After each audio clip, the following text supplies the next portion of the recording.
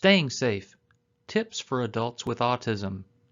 Know what to do when interacting with police, firemen, and EMS personnel. Hi, my name is Alex Griffin, and I'm an adult with autism.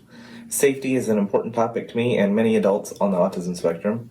This short video will help everyone better understand how to stay safe when encountering law enforcement or first responders.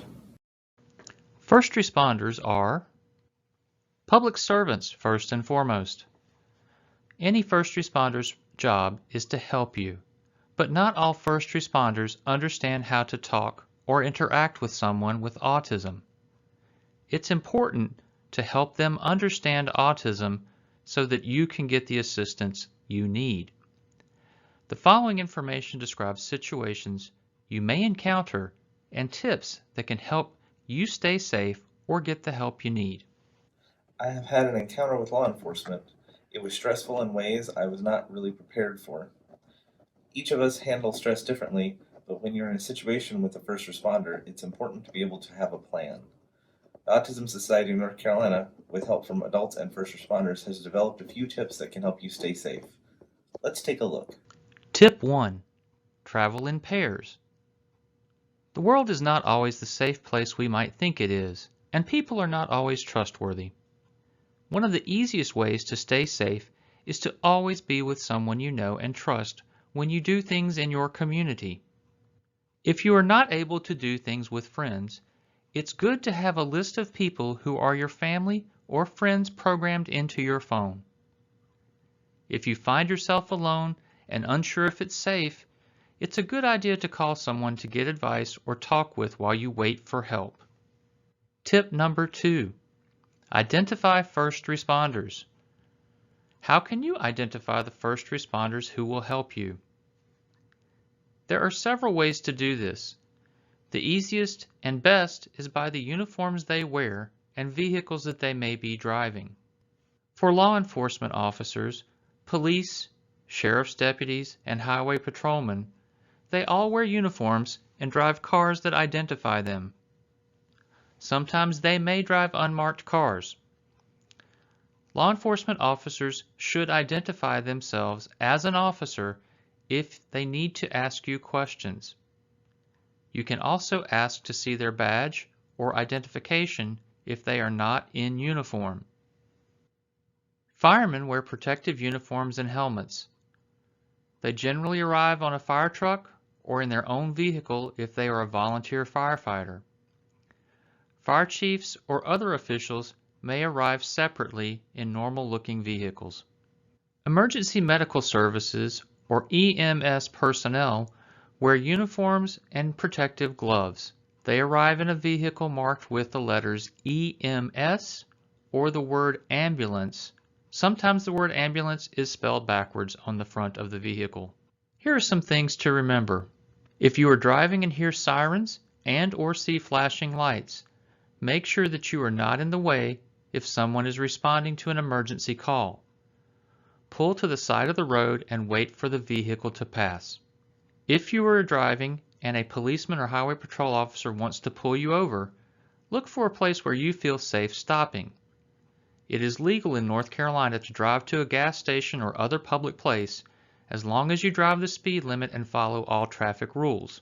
But you should stop within a reasonable distance, which is less than 5 miles.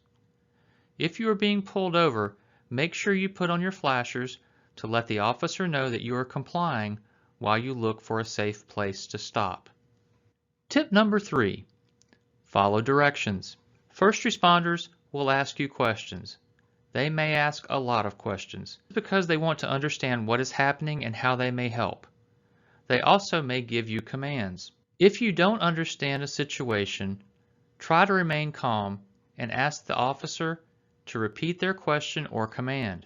You can say something like, "I don't understand what you mean. Please repeat it for me." Another example of a potentially confusing situation would be if the officer said, "Stand there," and you don't know where there is. You can ask, "Where would you like for me to stand?" My encounter with first responders involved a car accident.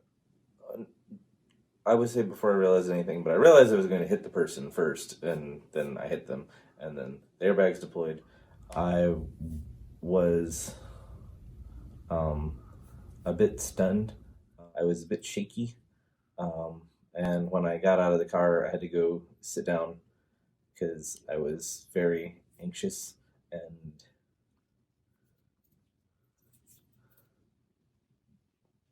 my heart was racing. It was hard to think clearly because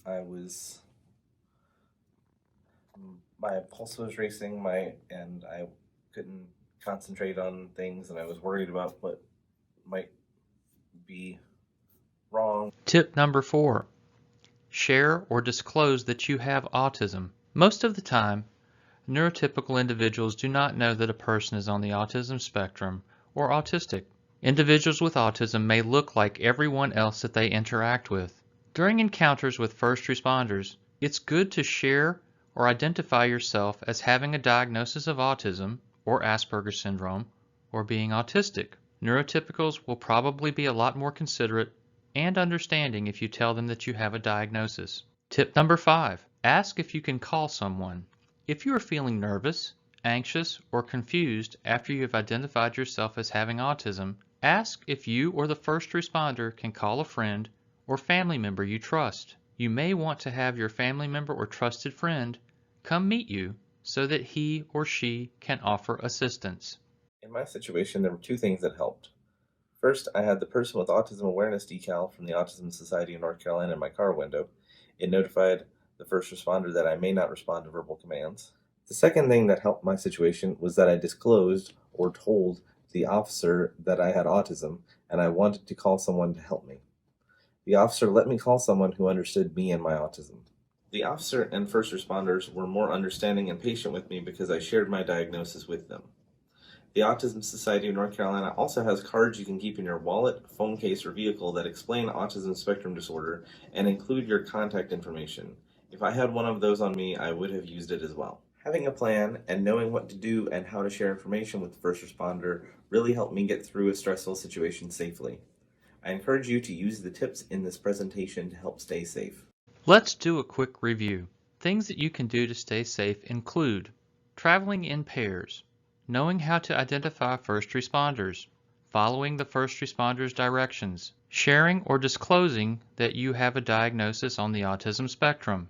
Ask if you can call someone to offer help or support. There are additional materials available through the Autism Society of North Carolina. The Society's website has safety decals, personal identification cards, tip sheets, and a variety of other free materials. These items are familiar to first responders and will help them interact with you safely. For more information about staying safe, visit the Autism Society of North Carolina's website at autismsociety-nc.org/staying safe. You can also contact one of the Autism Society of North Carolina's Autism Resource Specialists. They can help connect you with local information and people who can assist you. You can call the Society at 800-442-2762 extension 2. Finally, remember the tips you saw in this video. We would like to extend special thanks to the following who made this presentation possible. The Jack Fanning Memorial Foundation, Alex Griffin, Ignite Davidson members and staff. Thank you for watching.